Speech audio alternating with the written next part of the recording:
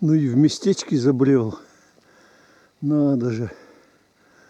Сплошной лесоповал.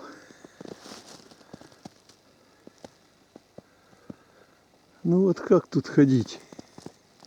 Вроде и место такое. Должен был быть заяц.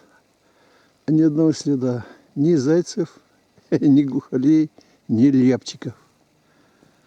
Вот так-то. Хожу пока, ничего не нахожу. Даже следов толком не видел. Нет, ну, белочьи следы есть, а остальных никого. Ну, старые глухолинные тоже видел. Но тяжело ходить. По такому бурелому просто с ума сойти.